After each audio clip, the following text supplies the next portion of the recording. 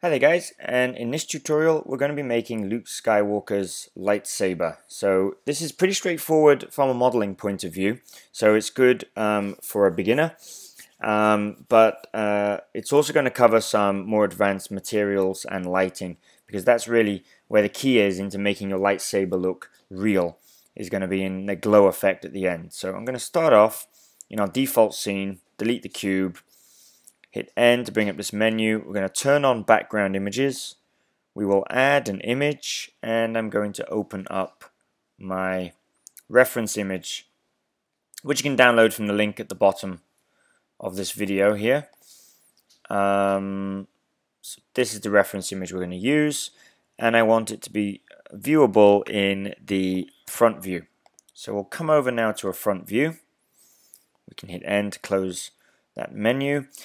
And there is our Luke Skywalker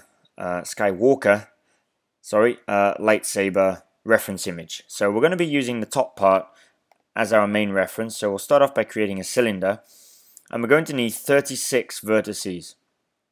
You'll see why later, but 36 is an important number. So we need 36 vertices, and other than that, we're pretty good to go. So we're just going to rotate it on the y-axis 90 degrees. Now we're going to scale it down and move it up into position here. So we can zoom in on this area. I want to make sure that we've got it to about the right size, which is this diameter here. Drag it back. Now we can scale it a little bit on the x-axis. Make sure it fits exactly into this space. Okay. Now we're done with that. Tab into edit mode. We can actually remove these faces. So grab hold of the front face and get rid of the rear face as well. Back over to our front view. Edge select and Shift and Alt. Select all those loops there. Now this is just going to be an exercise in extruding and scaling as we go all the way along the profile of the lightsaber. So we'll hit E, enter, and S, and that will scale that up. E and X when we want to extrude along the x-axis. And that basically is what we're going to do all the way along to follow this profile. So where we want to have a step, we hit E and enter, and an S to scale. And then E and X when we want to come out on the x-axis. So again here, E and enter, and we've got S to scale. We're going to make this a little bit bigger. And then E and enter, and we can drag it out on the x-axis.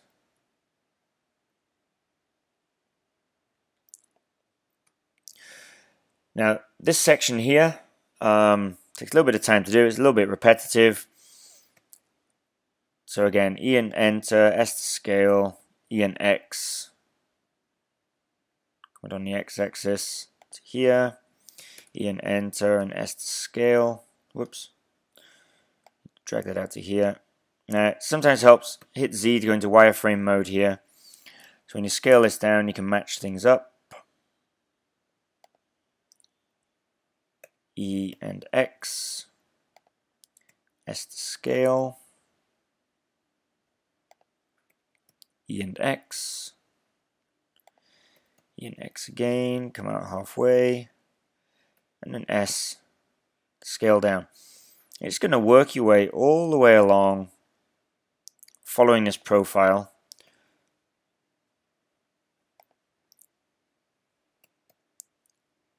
So you should be getting the idea of this by now. So this is one of the simpler modeling tutorials that I'm doing. Like I said, this is actually a good beginner's modeling tutorial. Gets you used to the idea of thinking in 3 dimensions and how the extrusion tool works and how we begin to build up solid objects from a basic primitive. The primitive being the cylinder that we started with.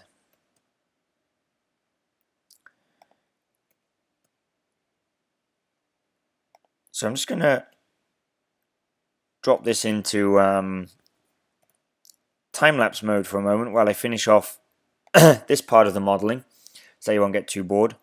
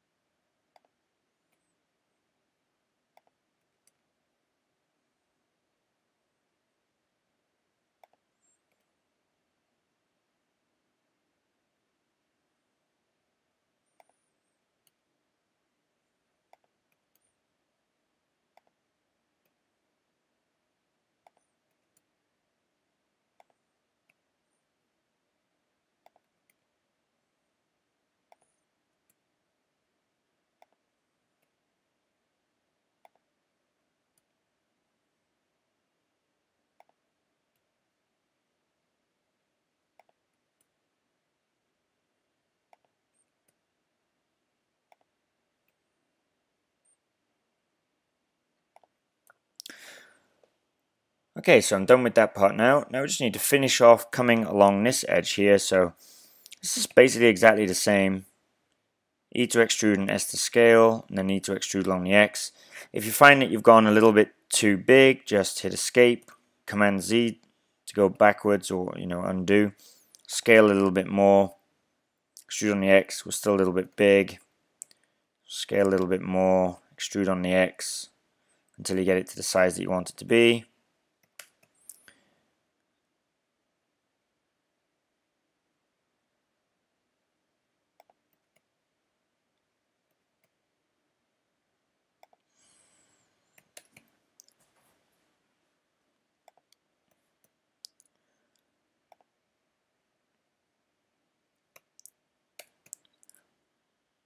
Now once we're done with modeling this part of the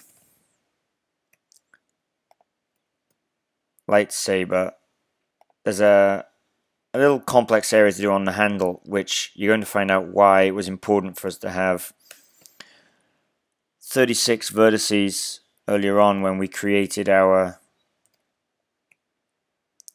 cylinder.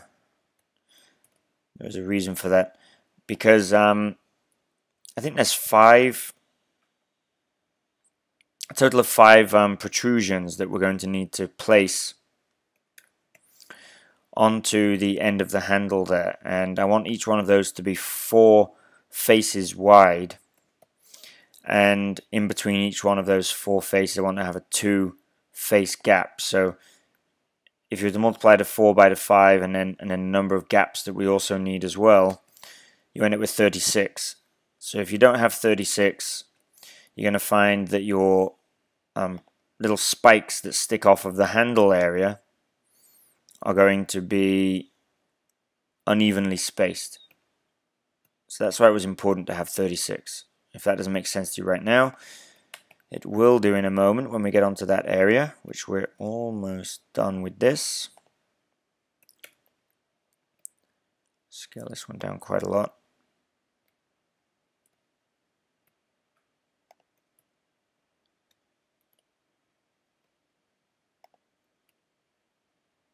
There we go, okay. Right, so the area I'm talking about is these protrusions here on the end of the handle. Now, that's what we're going to add in next.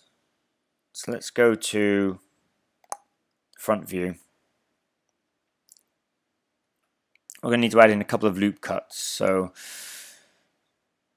grab hold of loop cuts here, and we're going to place a loop cut one there, and another one here at the 2 ends of there.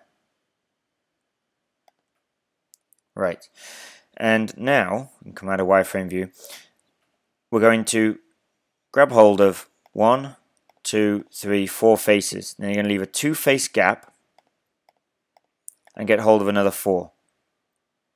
Then again a 2 face gap, another 4 edges. two-face gap, 4 edges, two-face gap, and the 4 edges, and a two-face gap from the top here. And because we had 36, we now have evenly spaced 4 edges with 2 gaps in between each one. Then we're going to E to extrude those, and then S to scale. And that will scale them all evenly up and out. I'm going to go to the front view, and we just want to scale these so that they stick up to the top edge of these protrusions here, so it will be around there. Okay, so that makes these about the right height.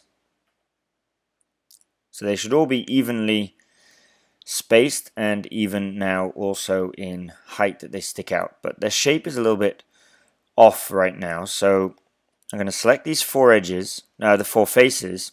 We'll hit S to scale, and we're going to scale it 0.45.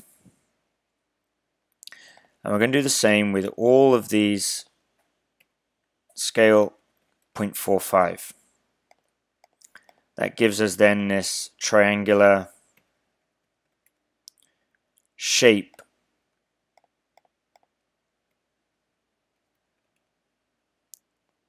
to each one of these protrusions.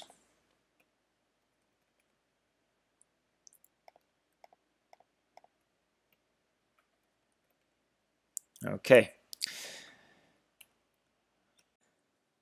So things are looking pretty good now with the shape. However, it's looking a little blocky. We need to do some work on smoothing it. So one thing we can do is turn on smooth shading. You can see that helps, but it's still looking a little bit funny. So we're going to need to add a couple of modifiers to here. So one is going to be a subdivision surface modifier. We're going to make 2 subdivisions. That now makes everything a little bit too curved. It looks like it's plastic. We've lost the sharp edges. Looks like it's made out of some kind of rubber. So I'm going to also add in then a bevel modifier. Now we're going to move that bevel modifier up so it's above our subdivision surface. And a few things then we're going to need to do with the parameters of this bevel modifier. So one is we are going to change the limit method to angle. I'm going to set that angle to 10 degrees. And you see now that helps, but not exactly. We've still got some sharp edges, so if we go up to 10.1 degrees, you'll see now we get things nice and smooth again. However, if you zoom in, you'll see there's some funny bits going on with the geometry on these corners here. Another thing I'm going to do is I'm going to up the number of segments to 2. I'm also going to bring the width down something that's a little bit smaller. Now the other nice thing about this bevel is if you look at this edge here, you'll see that as we add this bevel, it begins to catch the light. So, you know, in real life, nothing is really a real 90-degree angle. There's always a little bit of a radius to it, no matter how small, and that will just help to catch the light, and it will help to add some realism to our model later. So what we need to do now is fix these problems here with the geometry. It's mainly around these corners where we've got sharp edges coming up out of the curved surface. So we're going to fix some of those. One will be we're going to get loop cuts, and we're going to place some loop cuts along the edges here. So if we pull this in, make it nice and tight, and then same then on the other side, another loop cut, and we'll make that nice and tight. That solves pretty much our geometry problems on those edges there. However, on these edges we still have a few issues. So we can go for loop cuts again, which go along the whole length of our object, but you'll see that what that does is it introduces this kind of crease along the edge there, which we don't really want to have.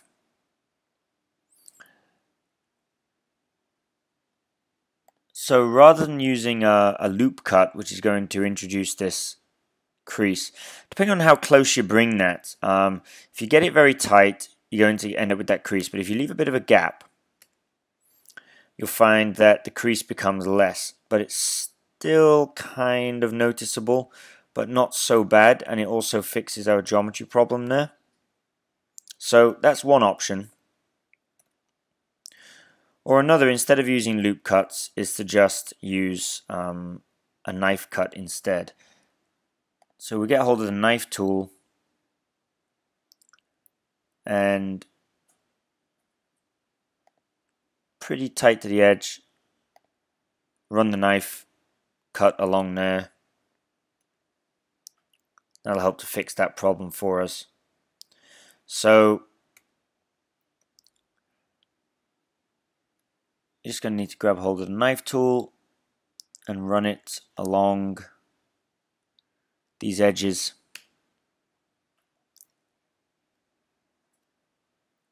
Just to clean up that geometry. If you didn't do this, it wouldn't be a major problem, but because we're going to have quite a shiny surface when we come to our texturing later on, you might find that it causes you a little bit of an issue if you have these problems with the geometry now. So it's easier to fix them now than to try and deal with them later.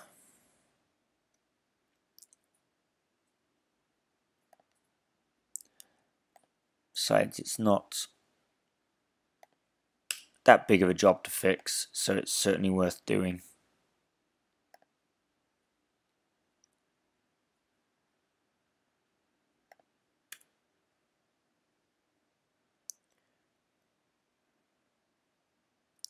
So just got a few more to do along here. And then once we're done with these, we're going to work on the end of the lightsaber. They need closing up. Because at the moment, if you remember when we created our cylinder, we had open end caps. So we're going to need to close the ends up. And then we've got a few little details to do. Before we do the control panel on top. The control panel is basically where the switches are that would turn the lightsaber on or off, and that's going to be similar to this. We're going to have these sharp edges coming out of the curved surface, so we're going to run into similar issues and need to do a similar fix to what we've just done there. Okay, so that's all looking nice. Now let's add in our end caps. Edge select, Shift and Alt, select all those edges, E to extrude, S to scale, E and S, E and S, and then finish it off with an F to close up that face. Now I need to do something similar to the end here. Shift and Alt, grab that edge loop. So E and Enter and S, just to scale this in a little bit. E and X, we're going to bring it in on the X-axis. E, Enter, and S, scale again. E and X, we'll bring this out a little bit. Don't worry too much about the details really on the inside of here because it's not really going to be seen anyway. So you could actually just make this a solid thing, but just for the sake of completeness, I'm going to close it up nicely like so. Okay, so there's the end of our lightsaber, all closed up. Let's go back to our reference image. Okay, so we've got the control box on the top, and we have this kind of ring there, and there is also a circle hole that needs to be cut out on the end of here. So let's do the control box to start with. So that's this box that sticks out on the top there. So we come over here into edit mode, and we're going to grab hold of some faces, so probably these faces here. Let's go back to the front view.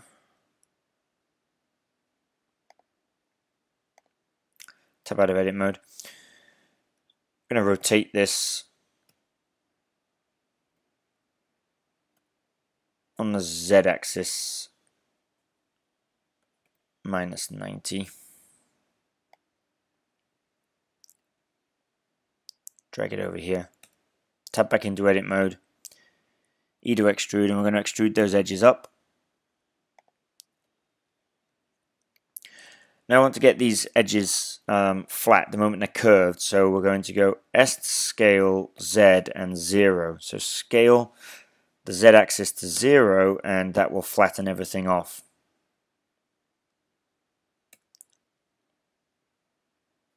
So there we have the control box sticking out off the top.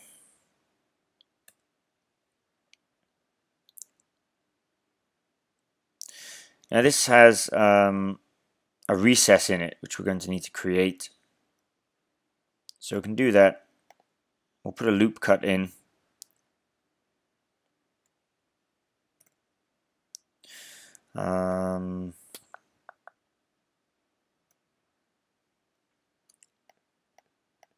Grab hold of these edges here. And we'll remove those edges. So we'll delete those faces. We'll grab hold of this edge, E to extrude, and we'll extrude it on the Z axis.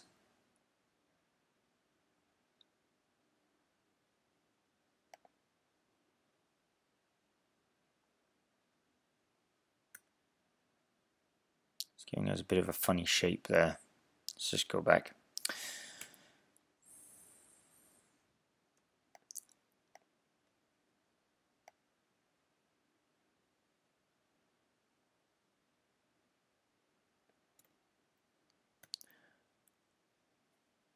If we hit E to extrude, and we can move this upwards a little bit. I'll do. Grab hold of these two edges here. The easier way of doing it, just to extrude these up. Rather than taking the inside down, we'll bring those outside edges up. And then we can grab all of these.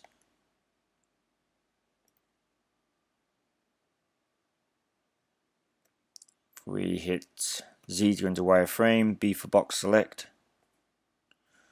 Get hold of all of it, and we'll bring it all down a little bit. Okay, I think that's about good for us. Alright, it sticks up a little bit higher in the reference image, but I'm actually going to have it lower down because I think it looks better that way. I think it looks odd if it sticks up too high. So if you want to follow your reference image exactly, then go ahead. I'm going to make mine a little bit lower. I don't want it sticking out quite so much. So that's the area for our control box done. You'll see from the top view that this control box has this ribbing on it. So that's something else we want to consider adding in.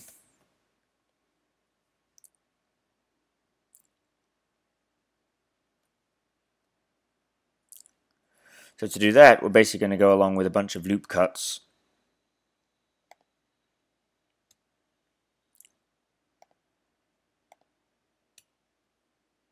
And the loop cut by default will be placed midway between them. So if we want to get these things evenly spaced,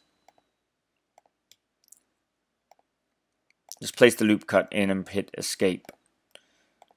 And it will begin then to evenly space out these loop cuts. So we'll end up with equal segments all the way along.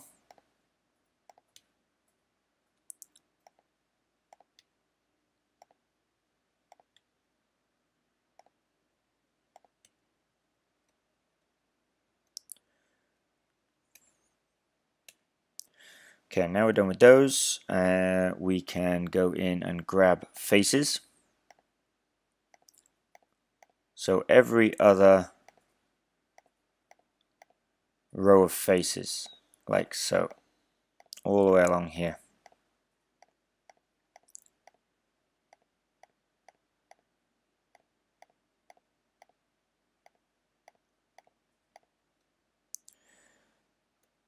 I've got hold of those, E to extrude, and we'll bring those up just a small amount. We can take them down. We'll go down just a little bit.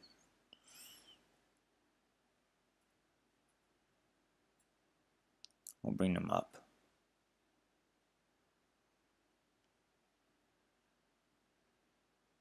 Okay, tab out of edit mode.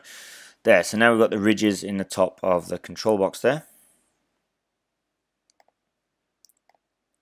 Back to the front view. Okay, so we need to make this little kind of ring that sticks out. You can see it's got this slight curve also to it.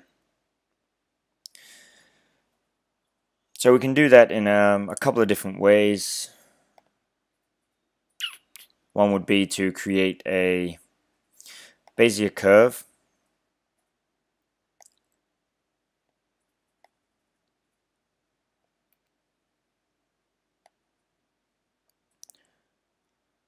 Which, if we can shape it to that shape, see, follow the profile of this if we can.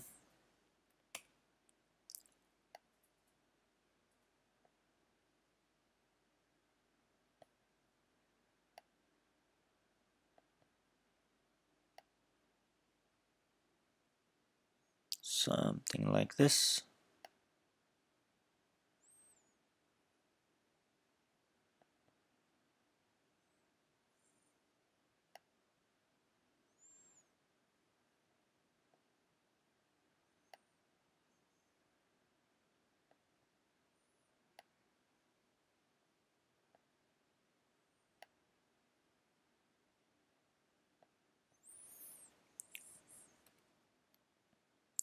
Okay, then we can actually extrude along a path, and we can let me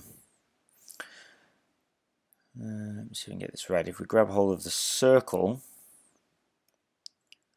and scale this down a little bit, we'll rotate it on the x-axis 90 degrees. Scale that right down. Now I want to extrude this along a path.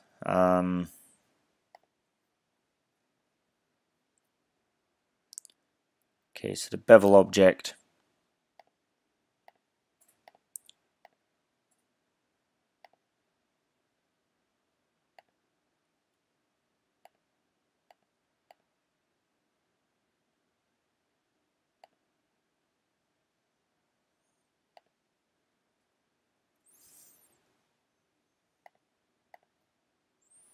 should be the circle.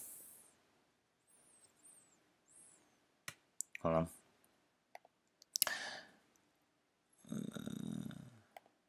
This circle here. Sorry.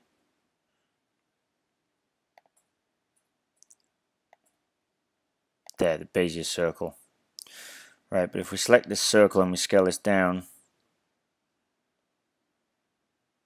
there, you'll see now we begin to get the shape that we want.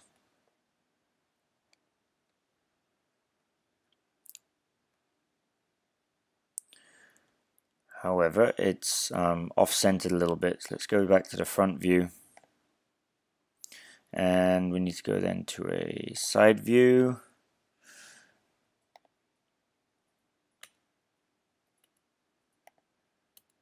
Tab into edit mode, and we need to straighten up these edges here. Okay. Right, so now we've got the beginnings of our triangle shape there.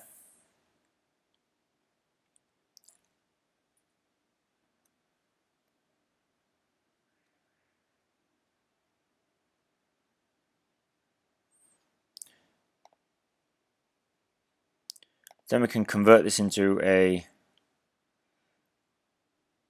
mesh. so that it becomes editable. Convert to mesh from curve. Okay. Now we can delete the Bezier circle. It's no longer needed anymore, because this is now a mesh which is editable.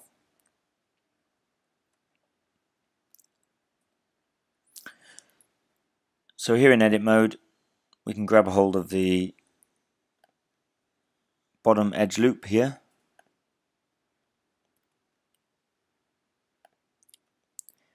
E to extrude,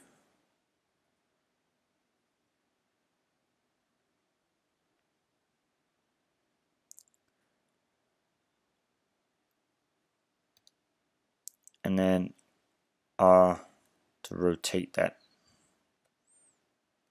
We're going to get a hold of the rotation handles. We'll go to normal, so we can begin to rotate this around.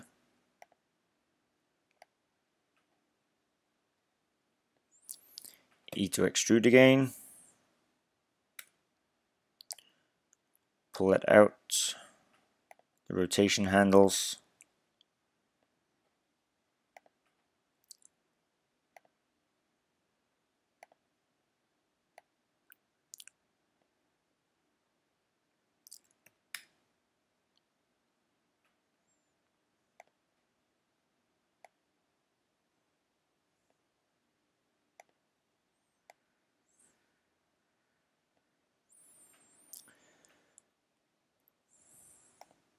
Go back to the front view, so we can begin to follow the contour of this around there, and we're going to bring it just to halfway because it's going to be hidden inside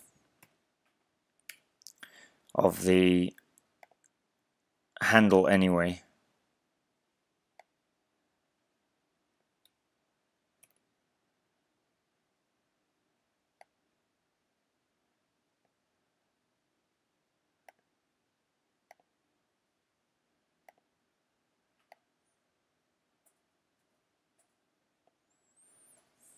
So we'll go one more.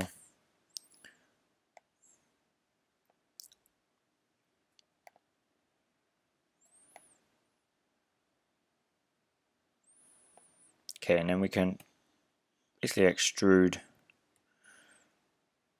straight across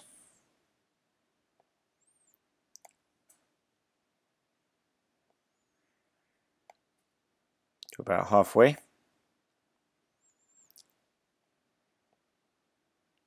Then we're going to do the same coming from the other side. Or another option is we can actually delete all of these and we can mirror it. So we can actually go into face select, B for box select. We can select all of these.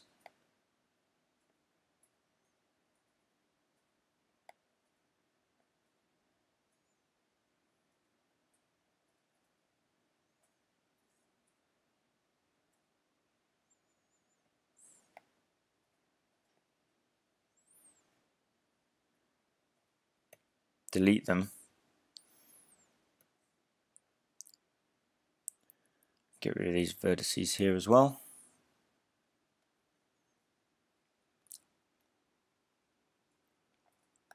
So I get rid of these faces also.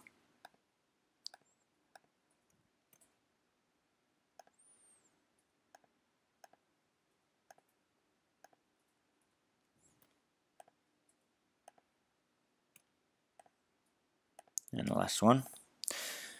Alright, and then we can apply a mirror modifier to this. So add modifier, mirror modifier.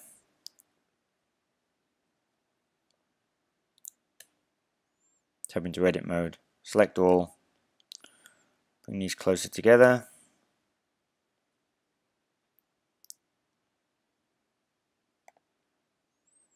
Also rotate it.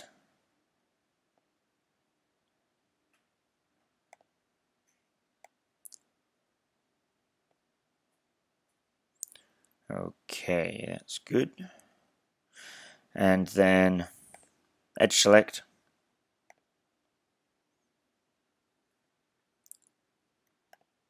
Select all those edges. Drag that up.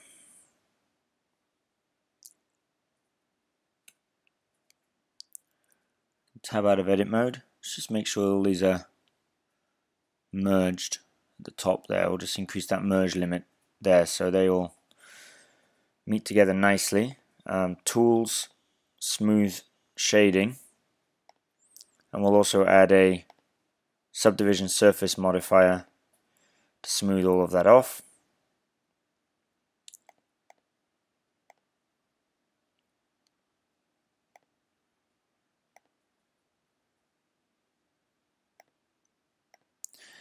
And I'll just scale the whole thing down a little bit.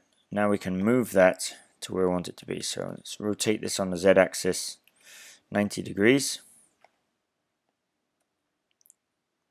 Can move it back to here. Grab a hold of this that we just created.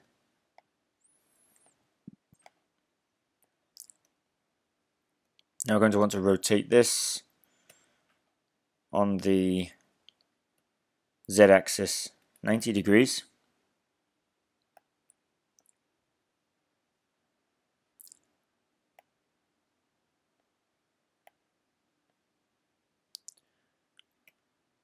Scale the whole thing down a little bit more.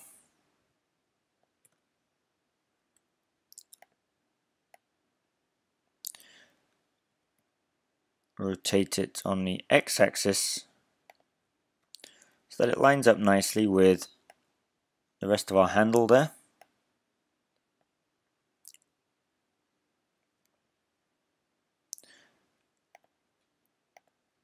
And then we'll rotate it on the red axis.